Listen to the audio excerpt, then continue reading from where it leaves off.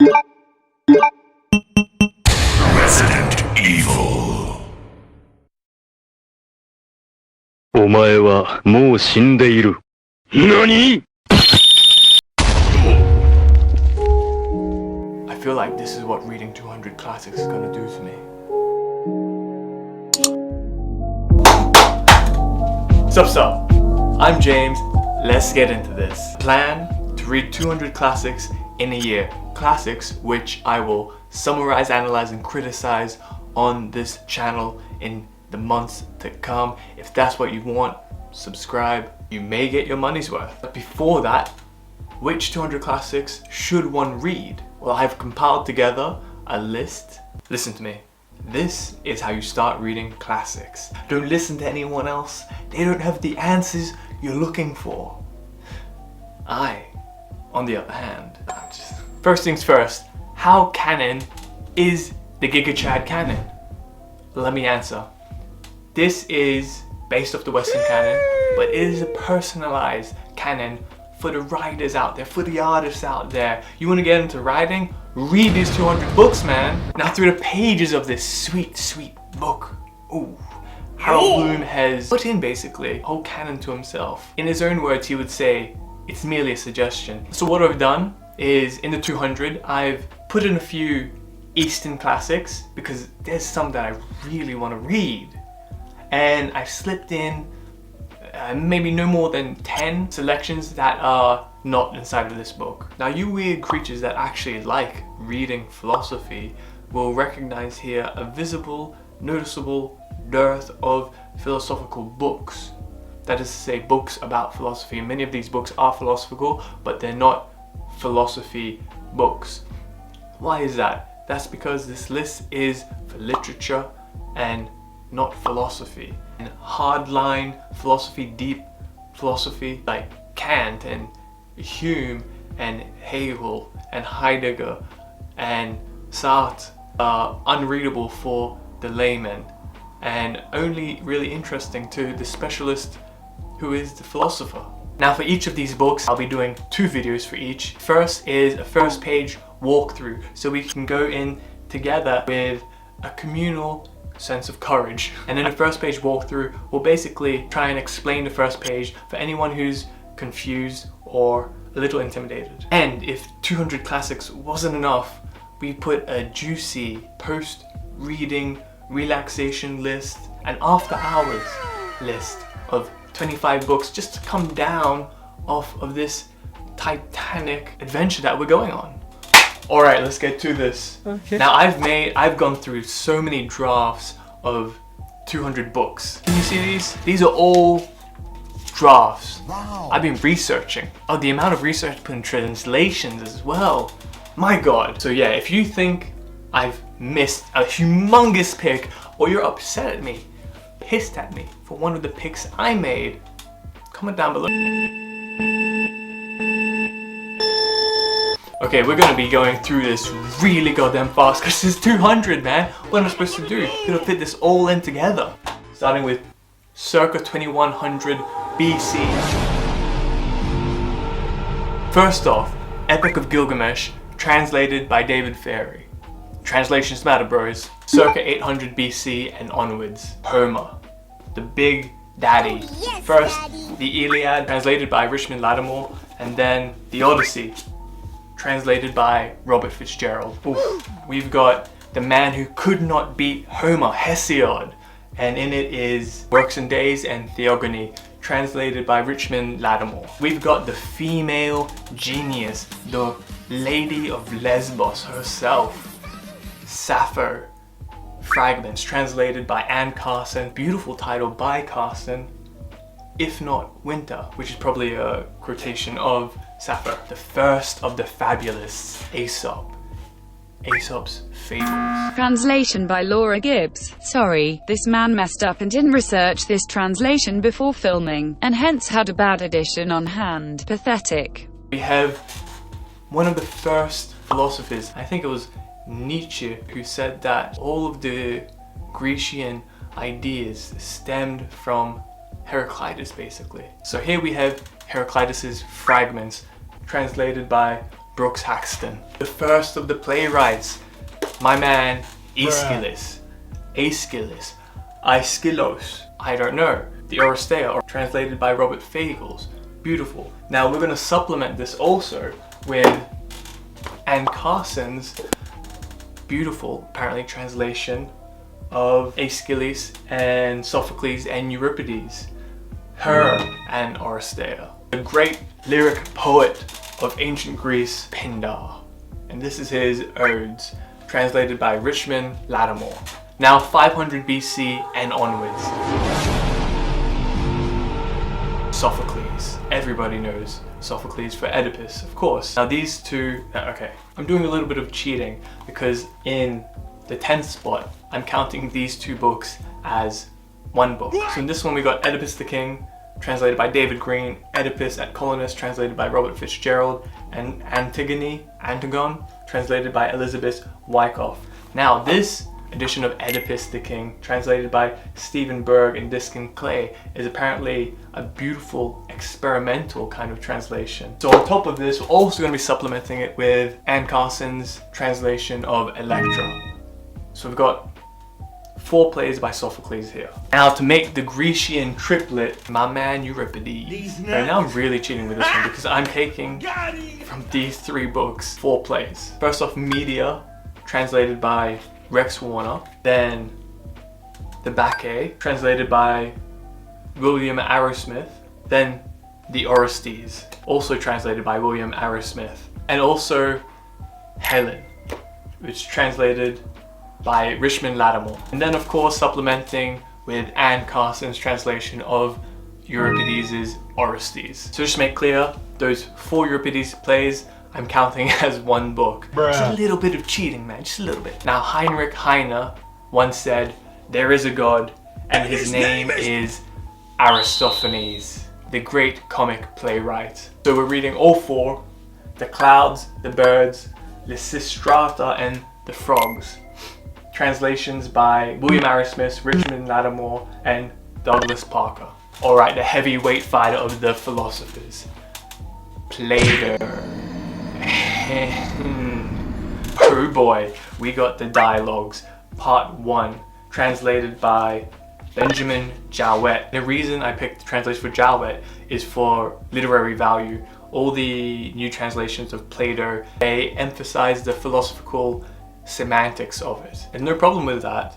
It's just we're reading for literary value. We've got, hallelujah, the Holy Bible, King James Version. Now it must be the King James Version because that is the literary standard. Even Ernest Hemingway put on a suggested reading list the Holy Bible King James Version as well because it's goddamn beautiful. But yeah, we're treating the Holy Bible as literary. As Bloom said, there is no distinction between sacred and secular literature.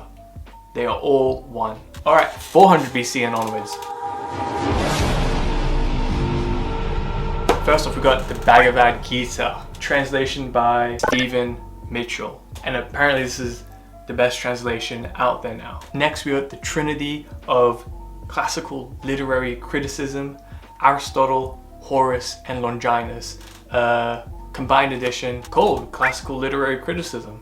This is the start of that juicy bloodline we call critics. Next, we got the poet-philosopher, Lucretius, The Way Things Are, De Rerum Natura, translated by Rolf Humphreys. Apparently this is a kind of secret classic. Now 100 BC and onwards. Now we got the Guide to Dante, Virgil, the Aeneid. The Aeneid? That's translated by Robert Fitzgerald. Next we got the Roman poet, Horace, his Odes, translated by James Mitchie. Now the influencer of Shakespeare's plays, Ovid's Metamorphoses, translated by Arthur Golding. 0 AD and onwards. One of the great historians, I think he's a historian, Plutarch, with Plutarch's Lives, translated by also the great John Dryden. So this is like a double whammy of a book. And I mean, look how thick that is. It's thick. God damn, it's thick. 300 AD and onwards. Now we got our naughty little saint, Saint Augustine, with Confessions translated by Henry Chadwick. 600 AD, we've got the other Bible, the Al-Quran, translated by Ahmed Ali. Now this will be interesting. 800 AD and onwards, we've got Anonymous, Beowulf, translated by Charles W. Kennedy into alliterative verse as well. We got the Arabian Nights, translated by Sir Richard F. Burton. 900 AD, we have a Japanese classic. I don't have the book on hand. I got it in. Lady Murasaki, The Tale of Genji, translated by Edward G. Seidenstiger. Supposedly the first novel. 1200 AD, we got Dante. And we have here the Divine Comedy. I'm also going to be reading in this portable Dante, La Vita Nuova, as supplement. And that one's translated by Dante Gabriel Rossetti. Now the Divine Comedy here is translated by John Ciardi. And I read a few translations, and this seemed to me the most poetically strong among them. Now 1400 AD, the English lad himself, Hello there. Geoffrey Chaucer, with the Canterbury Tales. And this one is in Old English, not translated into modern English. So it's got the Old English definitions that are needed in the margin. Now we have the first of the French writers, Francois Rabelais. I'm not sure how it's pronounced, but that was my best attempt. It is the complete works, which is basically just Gargantua and Pantagruel. And it's translated by the great Donald M. Frame, 1500 AD. Coming all the way from China, the wonderfully playful Journey to the West. Or in this abridged version, because Journey to the West is like 2,000, 3,000 pages, so we're gonna read it abridged as Monkey. And it is the great Wu Cheng En. I'm probably mispronouncing that. This translation is by Arthur Waley, and I chose him because he seems to be able to grasp the humor much better than all the other translations I read. Now we got another French exceedingly playful writer, and that is Michel de Montaigne. And this is also translated by Donald M. Frame, and it is the complete works, all Montaigne's essays, because they're all fabulous. Oh baby! Now we got Yeah, boy. we got one of the most wonderfully happy books, and it is by Cervantes, Don Quixote. And this is a new translation, and apparently translation loved by everyone, by the wonderful Edith Grossman. Also got an introduction by Howard Bloom. This fool now apologizes for the lack of Edmund Spenser, but Spenser is just too damn rich and too damn long, and will break this boy's brain before he even gets to Shakespeare. Now the English saboteur, the English spy, the cutthroat, Christopher Marlowe, the complete plays. Now following Heinrich Heine, Bloom once said, "There is no God but God, and his name is William Shakespeare."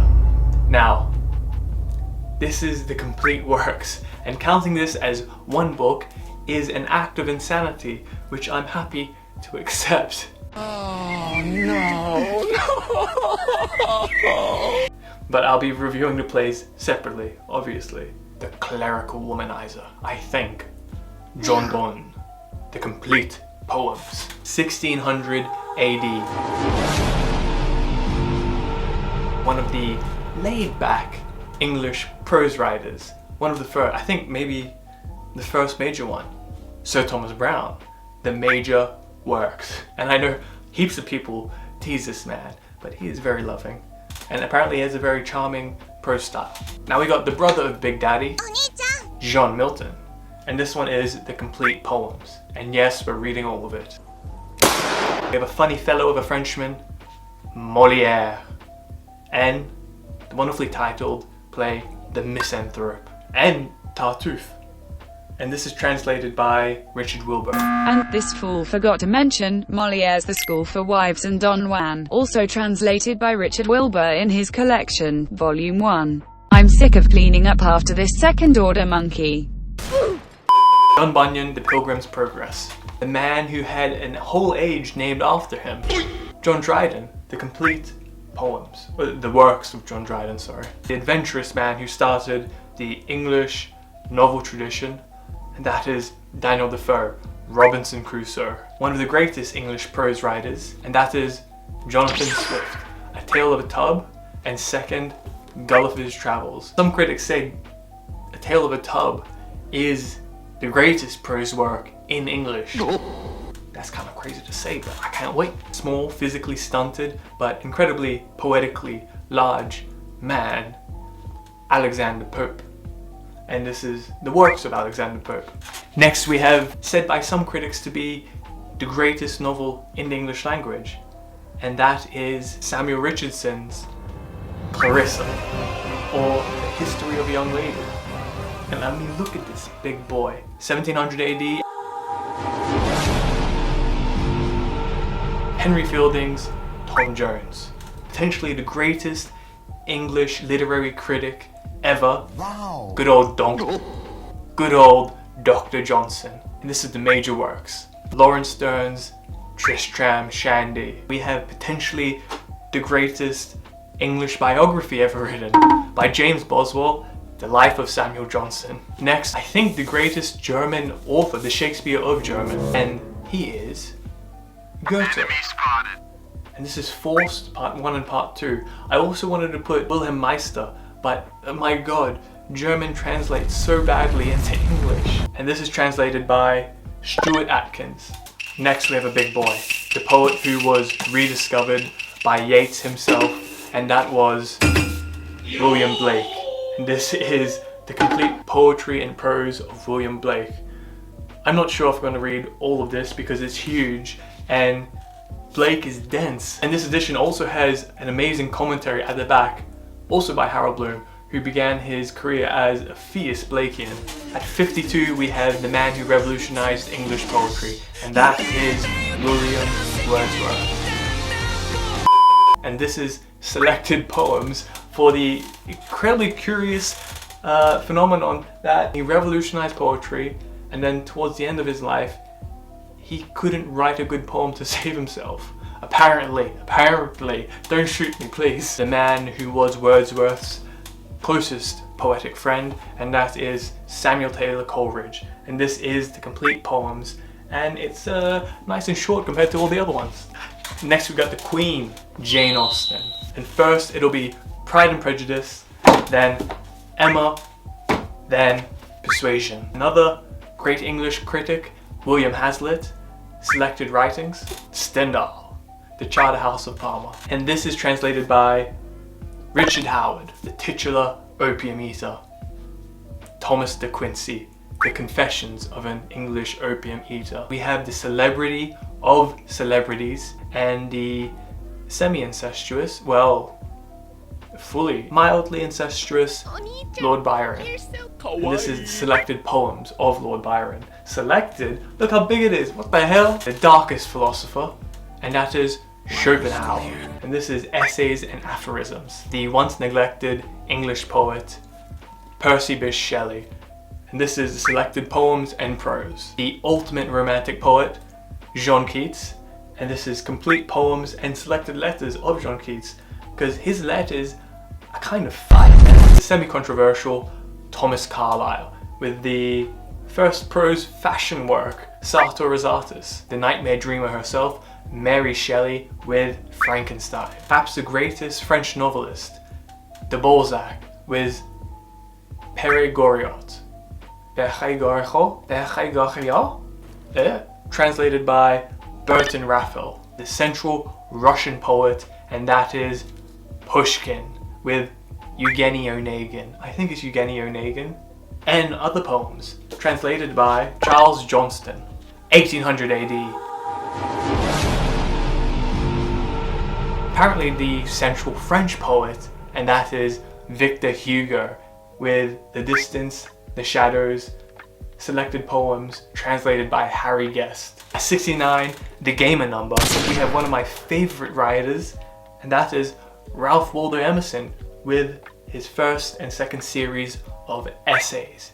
And these are amazing. We have another Emerson book, and that is The Portable Emerson, edited by Jeffrey S. Kramer, and not whatever this discombobulated buffoon was going to say. We have chosen the portable Emerson because all of Emerson's writing is gold, but moreover his poetry is second only to Whitman's and Dickinson's. It will tickle your testicles, invigorate your ovaries, and get your hormones splushing. The big daddy of American novels, and that is Nathaniel Hawthorne, The Scarlet Letter. At 72, we have God, please, no! No! Edgar Allan Poe. This is the one author I'm reluctant to put on this list, but I have to because he's had such a wide influence. We have a man whom Dostoevsky once said of, "We all came out of his overcoat." Nikolai Gogol and his collected tales. And this is translated by Richard Pevier and Larissa Wolokonsky. More on them later. Next we have an English poet who also wrote a work called Ulysses, Alfred Lord Tennyson. And this is the works of Alfred Lord Tennyson. Maybe the greatest English novelist, Charles Dickens. And here we're reading the Pickwick Papers, and to some, this is a Bible. Next, Bleak House, his greatest literary achievement it seems. Then Great Expectations, his most popular book. The great English poet of the 19th century, Robert Browning. And this is Robert Browning's poetry. The great Christian existentialist, and that is Kierkegaard. And I'm doing a little cheating here with 2 books as one, because I mean, look how small they are. We'll be able to read them through easily. The first of a very special triplet of sisters, and that is the Bronte sisters.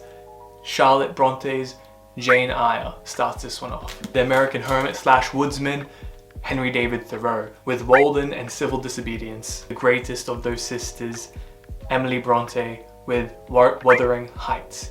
And I wish I could have added her poetry in, but there was only space for this. A man who's mostly a mystery to me, and that is Turgenev, with Sketches from a Hunter's Album, translated by Richard Freeborn. Another great English literary critic, and that is John Ruskin, with Selected Writings. Maybe the greatest American poet next to Emily Dickinson, fighting with Dickinson for the top spot, and that is Walt Whitman, and this is his complete poems. And with this, the edition does matter. It is the Penguin Classics edition, because in the back it also has an appendix of original copies. Some of Whitman's poems he did mutilate in revision. Poseidon of America, and he is Herman Melville with Moby Dick or The Whale. The English sage and wisdom writer George Eliot with Middlemarch. Now I wish I could put also her Silas Marner and The Mill and the Floss, but alas, there was not enough room. Only 200 spots here. Another great French poet, Baudelaire, with The Flowers of Evil, translated by Richard Howard. We have the one Russian optimistic nihilist, Dostoevsky. And just remember, no one will ever be able to hate you more than you already hate yourself. And these are only 3 of his books. There's 4 of his books. I'm still waiting on Demons, but the order is chronological, of course. And it starts with Notes from Underground, Crime and Punishment, Demons, and The Brothers Karamazov. Anyone who's watching and knows about translations, you'll probably be quite upset with me for choosing this, but it's tried and tested, and many respectable critics, and Russian critics as well, say that they're good. That's why they're award-winning, because the translators are Richard Pevier and Larissa Wolokonsky. So many people hate them for some reason. Well, not for some reason. Now, I'm just quickly fitting this in here before anyone comes chasing after me about not having Camus in the list. I've read The Stranger, and it seems to me that Dostoevsky makes Camus redundant. It is as if Camus comes all the way to the doors of the underworld, but Dostoevsky passes through those doors. Now, I love Camus. Another great French novelist that some people seem to hate, and that is Gustave Flaubert, and this is Madame Bovary, translated by Francis Stigmuller. Next we have the greatest 19th century playwright, I think, and that is Henrik Ibsen. And with this, I have the complete major prose plays, translated by Rolf Field, and also Brand, translated by Geoffrey Hill. And Geoffrey Hill is one of Britain's greatest poets, I think. Now this big boy, I don't know if I'm gonna read all of it. I think just the major works, but I'm not sure yet. Maybe I'll get sucked in. We have the other heavyweight Russian, Leo Tolstoy. And we got War and Peace, Anna Karenina, and his Death of Ivan Ilyich and Other Stories. And I hope you all ain't too mad with me for me choosing the Richard Pevier and Larissa Volokhonsky translations. Look, y'all can go with the Maud revisions if you like, but hey, I'm choosing PNV. Also, the shorter works contains possibly Tolstoy's greatest story, which is Haji Murad, the angel of America herself, Emily Dickinson, with her complete poems edited by R.W. Franklin. We have the wonderful Lewis Carroll with Alice's Adventures in Wonderland and Through the Looking Glass. This I can't wait for. Another of the greatest American novelists, the incredibly comic Mark Twain with Tom Sawyer and Huckleberry Finn. Also can't wait for this.